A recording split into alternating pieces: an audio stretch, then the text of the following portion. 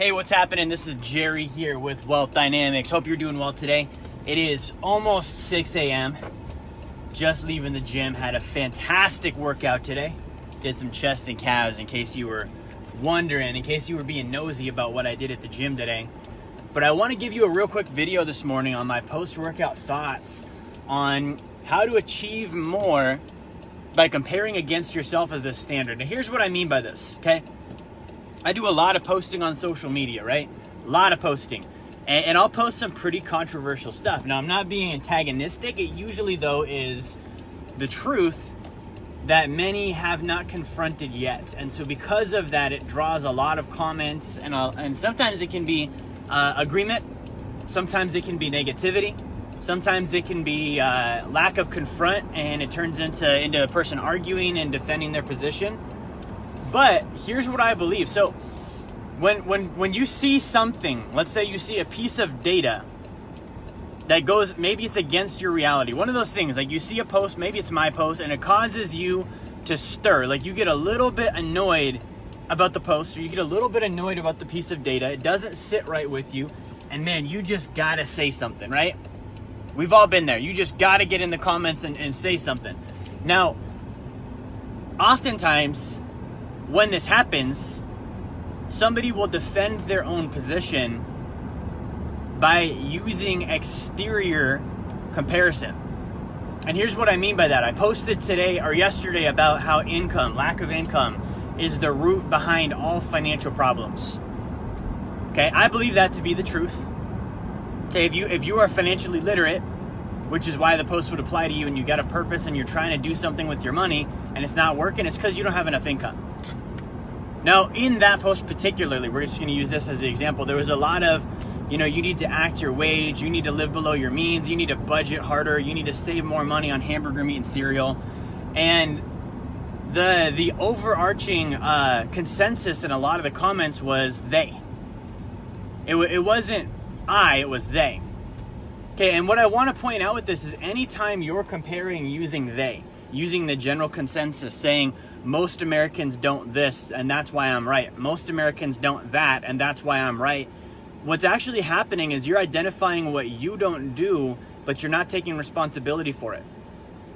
Okay, so somebody that would see a post, for example, that says lack of income is the root cause behind all financial problems, and would respond and say, yeah, but most Americans don't save money, or most Americans spend too much on car payments, that individual is identifying to me that my post is about them. Okay, and this is not even about my post. You could apply this to anything. Anytime you say something that you know to be true and somebody disagrees with it and instead uses exterior comparison to prove why they're right, they're not even talking to you. They're talking to themselves. Okay, they know your thing is right. You've done this to other people. You know what they're saying is right. You know it directly applies to you. But in that situation, it comes down to, am I wrong or do I make them wrong? And most people realize, I don't want to be wrong, so they've got to make the other thing wrong. Instead of saying, yep, I need to increase my income, they say, well, no, because most Americans, they spend too much money on cereal or cable. And what that's doing is it's actually hindering your ability to succeed, because you're not confronting your problem, which is, I don't make enough money. I need to go sell. I need to go increase my income. What I'm doing doesn't work. Okay, think about what that means. If somebody in the income example reads that post and realizes, man, I don't make enough money, that's why I'm not making it, because I don't make enough money, that can mean a lot of things. That could mean, man, my job that I've been at for the last 20 years that isn't making me wealthy, that's been my reality for the last half of my life, isn't something I can keep. And so I've got to confront. I've either got to have a very hard conversation with my boss and ask and demand for more income, or I've got to leave. See, most people don't want to do that. I wouldn't want to do that, right? That's uncomfortable. But here's what ends up happening. An individual would say, man, I've either got to do that hard thing, or I've got to just make the income thing wrong. Okay, this happens all the time with politics, by the way. The only reason you would care about what somebody else is doing politically is because you're not comfortable with what you're doing. That's the reality. So what happens as individuals, and it is a hindrance to success, is instead of us confronting our own issues and taking responsibility for our own issues and fixing them. Instead, we make our position right by finding somebody else that's doing something else wrong. Usually it's not the thing that we're doing wrong, it's a red herring. We find something else and we say, well, yeah, but those people spend more than they make. Dude, we ain't talking about those people. We're talking about you. You don't make enough money. I don't make enough money. Like, that's the reality of the situation, right? Like you can do the same thing with working out. Somebody could say, man, the root behind, obesity is somebody burns less calories than they consume, right? And the individual that's obese would say, well, yeah, but most Americans struggle with diabetes. Diabetes has nothing to do with it, man. You don't work out. That's the bottom line. You don't eat right. That's the bottom line. We're not talking about most Americans. We're talking about you. So I want to encourage you. This is the mindset that I have. When I see information that doesn't sit well with me, I usually look at, what am I not doing? Why would this information bother me? If I was doing everything I knew I should have been doing, it wouldn't bother me. The only reason it would bother me is I'm not doing it and I know I should be. And if I'm going to be responsible and fix it, it means that I need to confront, hey, I'm not working out, or hey, I'm not eating right, or hey, I'm not earning enough income.